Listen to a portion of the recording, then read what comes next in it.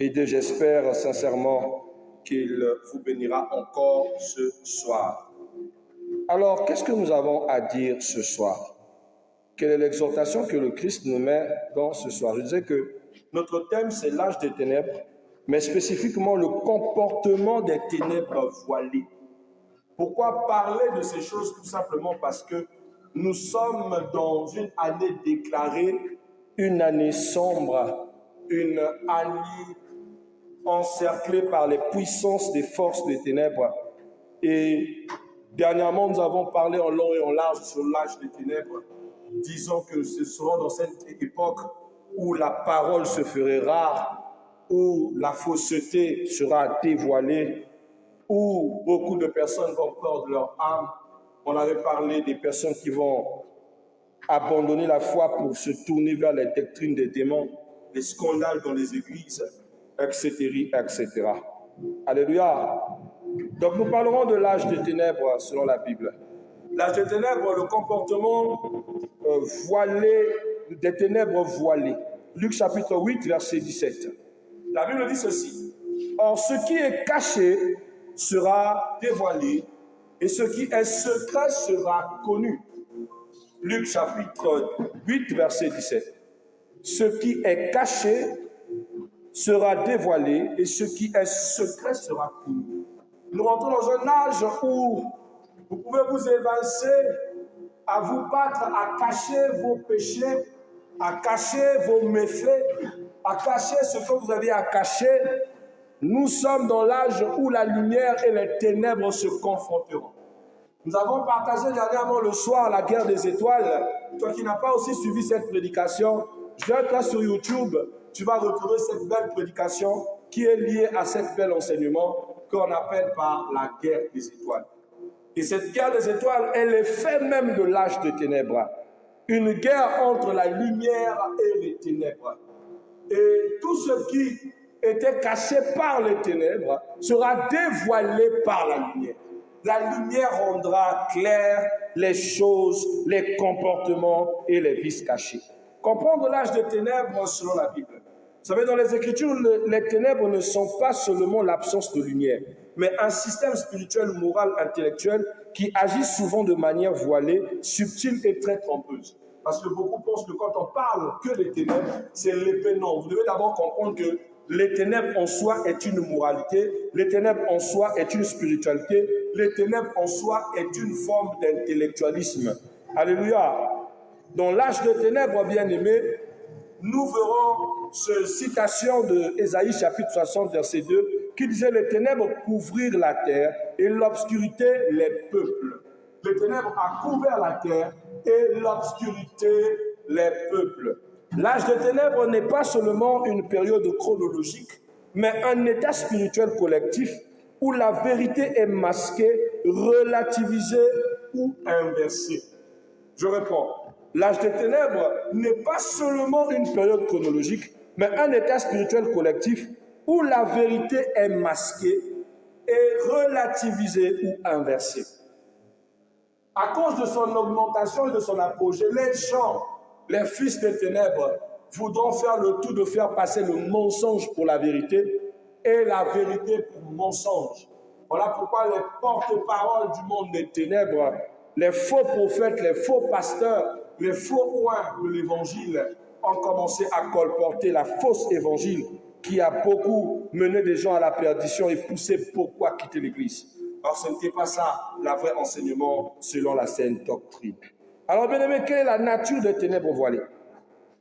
La nature de ces ténèbres voilées, bien aimé, contrairement aux ténèbres visibles, par exemple le péché manifesté, violence évidente, les ténèbres voilées sont présentées sous des apparences acceptables, spirituelles et même religieuses. C'est-à-dire que ce sont des mauvaises attitudes, des mauvaises mœurs qui se font publiquement, mais qui ont commencé à être tolérées, à être acceptées, à être pris naturelles. Ce sont des choses où aujourd'hui, si on était à l'époque des apôtres, c'était condamnable. Mais aujourd'hui, ce ne l'est plus. Les gens l'ont normalisé. Alléluia.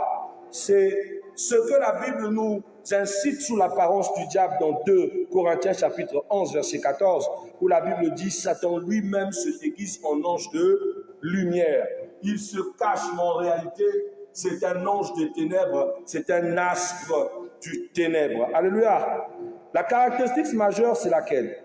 Elle imite la lumière sans en posséder la vie. Vous avez l'impression de voir une église étincelante de feu de lumière, mais tout ce que c'est une carcasse vide. Elle est le prototype de ce que Christ appelle par des tombeaux blanchis. Nous les voyons beaux, belles, avec la nature très religieuse, mais à l'intérieur, Christ ne s'y trouve pas. La vie en soi de la parole n'y est pas. La piété, la filiale de la piété a été rejetée, a été bâclée. Aidez-moi, s'il vous plaît. Alléluia, a été bâclée.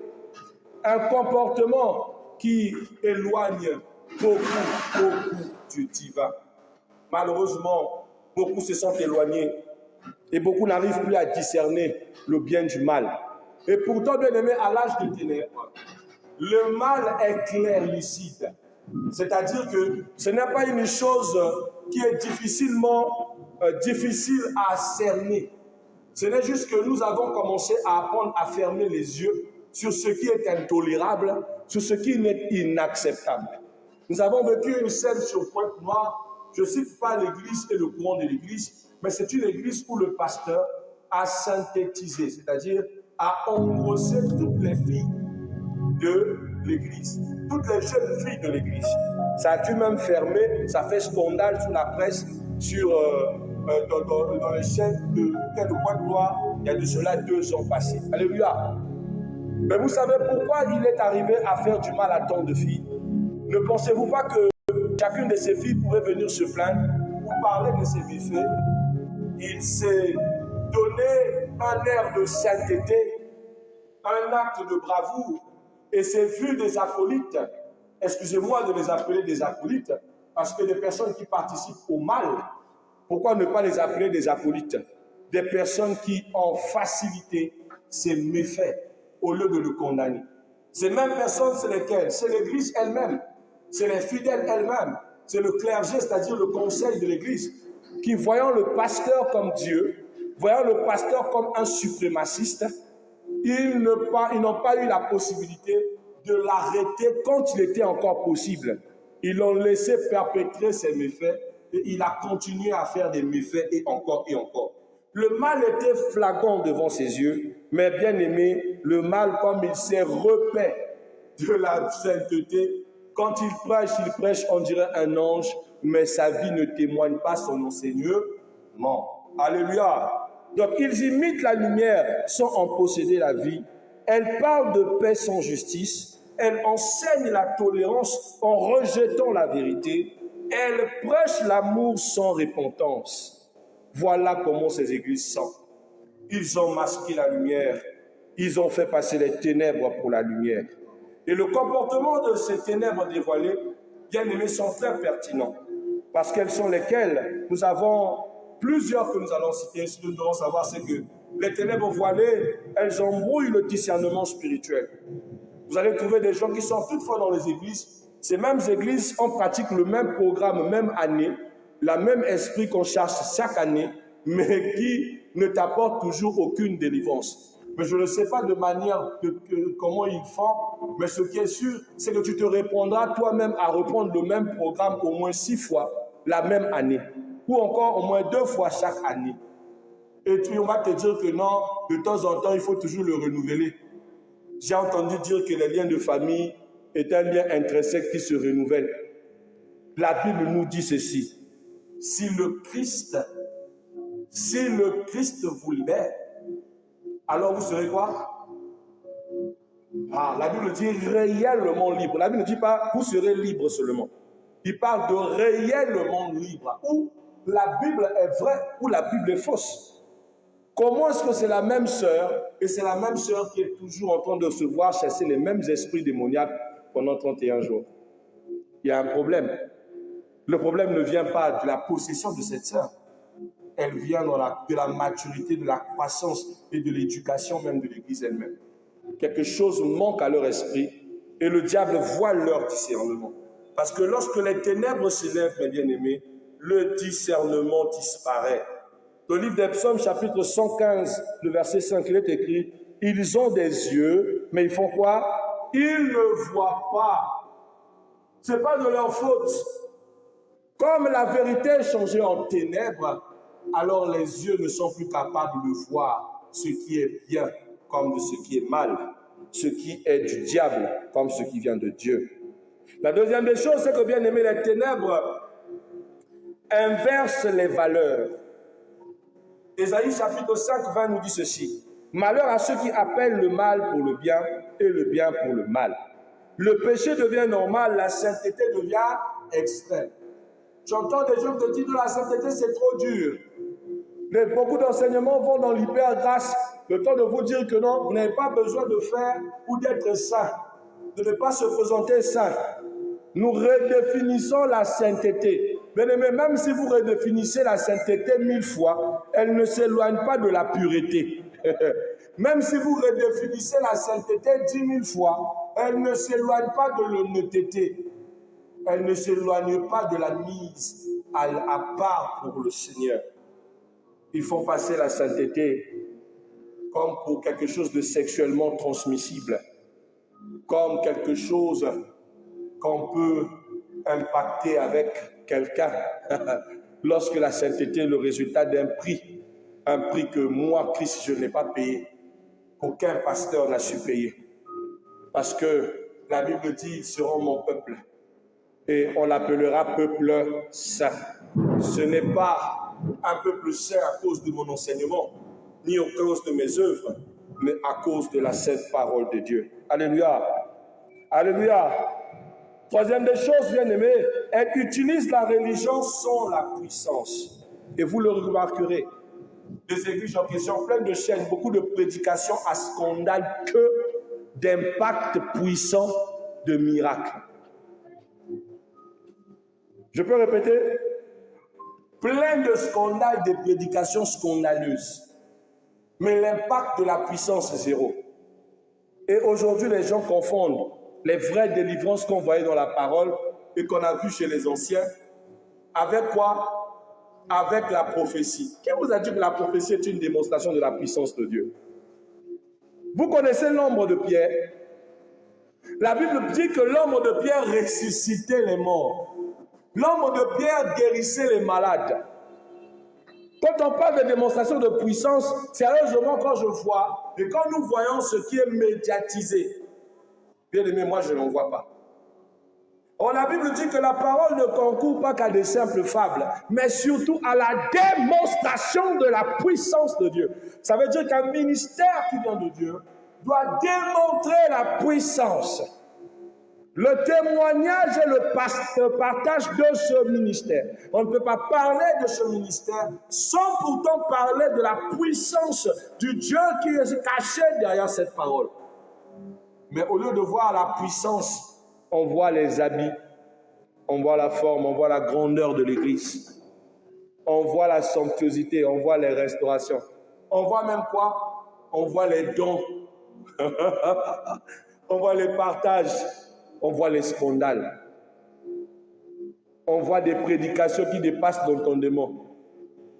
Je vous le dis que les Avengers vont descendre du ciel. Il faut être sérieux 2 minutes.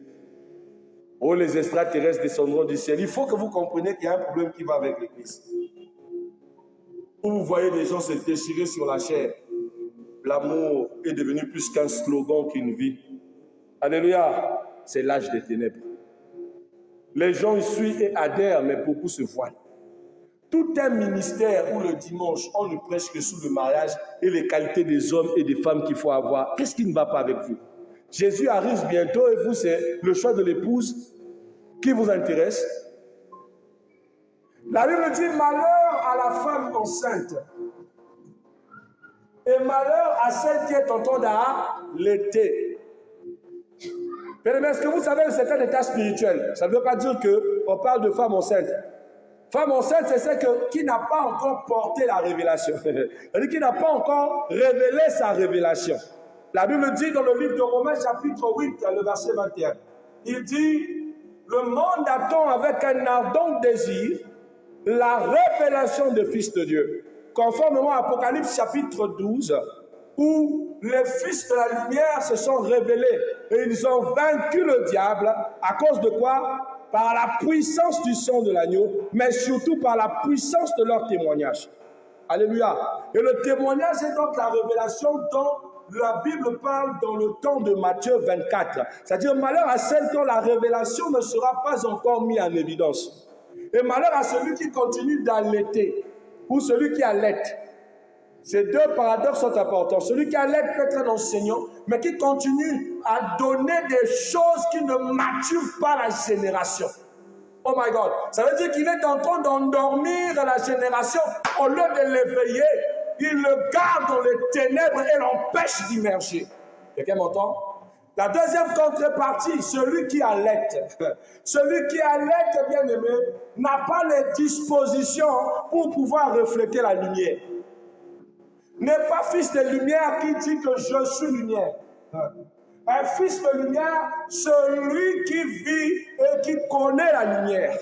Connaître la lumière, bien aimé, c'est la vivre, la méditer, c'est ancrer dans sa parole, c'est mourir avec lui, c'est ressusciter avec lui, c'est renoncer au monde, c'est, oh my God, c'est suivre le chemin de Jésus-Christ. C'est ainsi que nous sommes appelés fils de lumière.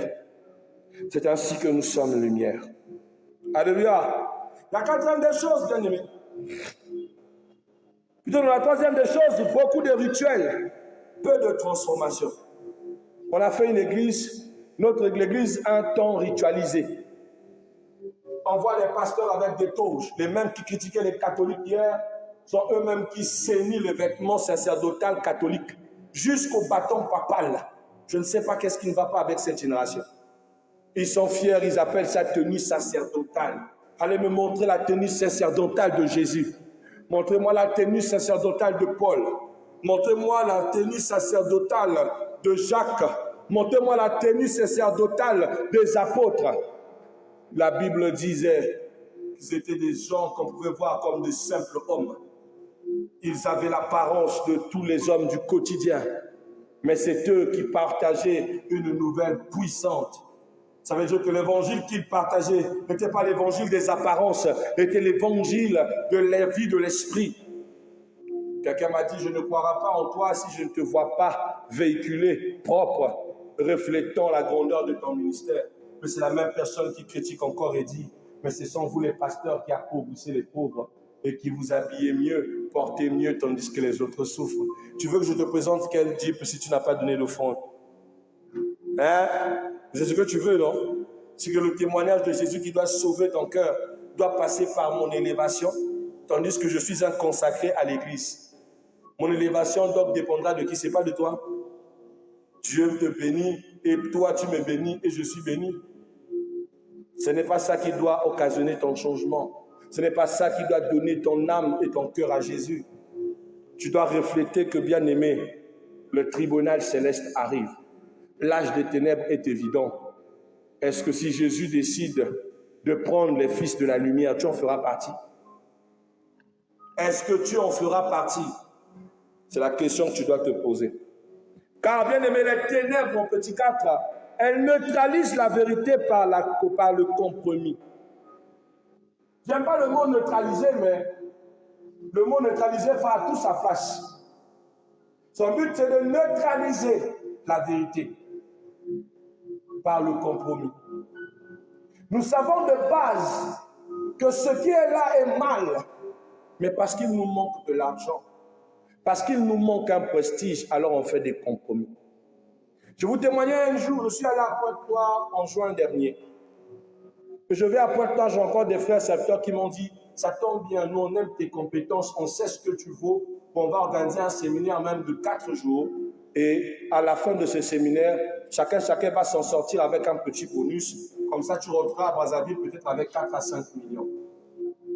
Des gens qui ont commencé déjà à comptabiliser le nombre d'argent qui va rentrer dans le séminaire avant même de pouvoir le préparer. Ce n'est pas Dieu qui a dit faisons un séminaire, faisez un séminaire pour ma gloire. Mais non, ils ont anticipé pour s'enrichir. Je l'ai regardé, je sais que je l'ai dit, tu sais bien que je ne suis pas du genre à faire des choses sans ainsi dire l'Éternel. Et tu sais que mon cœur n'est pas attaché au gain. Il me dit, c'est la seule chose qui fait que ton ministère soit court. Il m'a cité ses mérites. J'ai trouvé qu'il y avait une réception chez lui. Chez lui, à la réception, il ne reçoit personne si tu n'as pas moyen 15 000. Ça veut dire que si il a déjà reçu au moins 15 personnes, prenez 15 000 fois 15, ça fait combien? À Pointe-Noire, les gens aiment tellement Dieu que ça dépasse souvent ce quota. C'est un peu malheureux. Mais c'est comme ça, les gens ont un cœur obscurci. Un cœur méchant.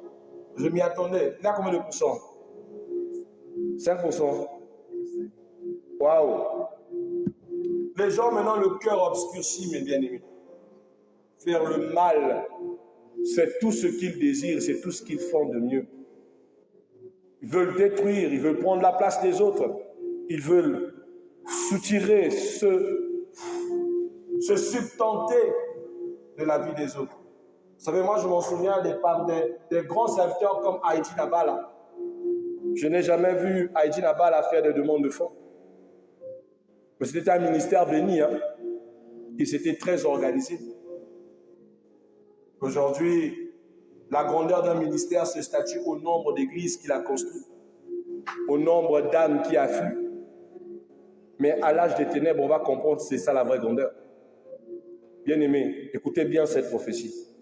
Vous allez vivre la désertification de l'Église.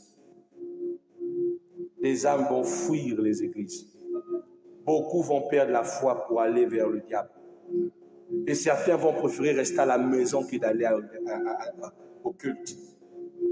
Les lives seront bondés, je vous assure. Les lives seront plus bondés que de se retrouver à l'église. Vous allez vivre ça de façon scandaleuse. Pourquoi? Parce que les gens ne supportent plus l'atmosphère de l'église.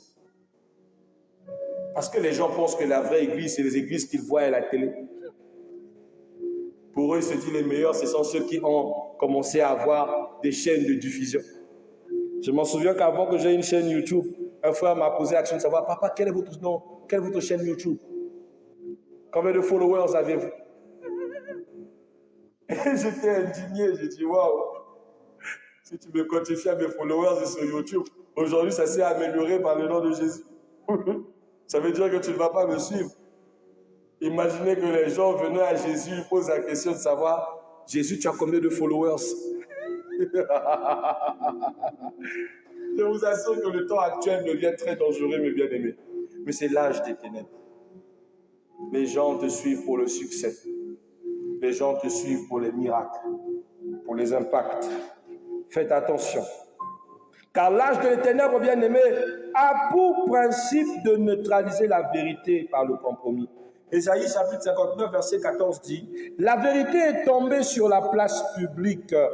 On attaque plus fondamentalement la vérité, on la dilue. » La cinquième des choses, bien-aimés, qui est une bataille des forces des ténèbres, je vais m'arrêter par là, bien-aimés, c'est qu'elles ont pour mission de faire quoi? D'endormir l'Église. Bien-aimés, au lieu que nous soyons l'église de réveil, nous sommes dans un sommeil, un coma, très comateux, laissez-moi le dire.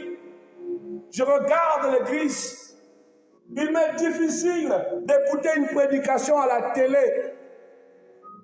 Dès que je sens un peu de dérapage, je zappe. Il m'est difficile de supporter d'aller assister aux séances cultuelles chez des frères. Parce que beaucoup ont fait le conformisme. Beaucoup ne prêchent plus la Bible. Beaucoup ne prêchent plus Christ. Beaucoup prêchent leur cœur. Ils prêchent leurs désirs. Ils prêchent leurs envies. Ils prêchent leur volonté à pousser les gens dans la rapine. Un programme spirituel signifie que ce jour-là, vous êtes carottés. Vous serez carottés. Aujourd'hui, tous les âmes, je pense que chaque chrétien sait que quand on appelle aux gens, venez, venez, venez, vous allez recevoir Seigneur Jésus-Christ. Venez, vous allez voir les merveilles. Ils savent que venez là va impliquer qu'une enveloppe te sera forcée de gré. Je suis allé à une séance plénière. J'ai vu des gens qui me forçaient l'enveloppe.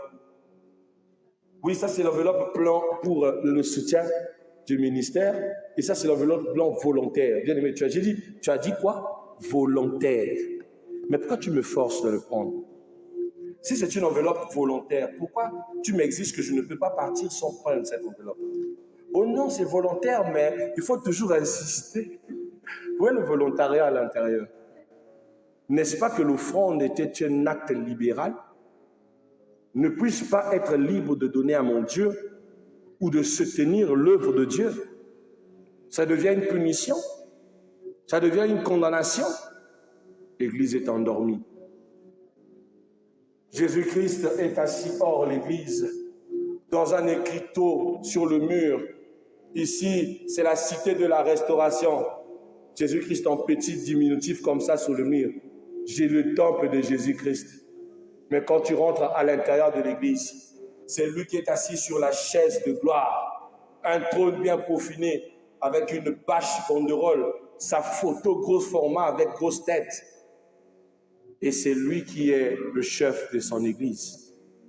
Vous allez l'emmener où? Vous aimez ce genre de choses? Quand vous voyez comme ça, vous dites l'église est chic, non?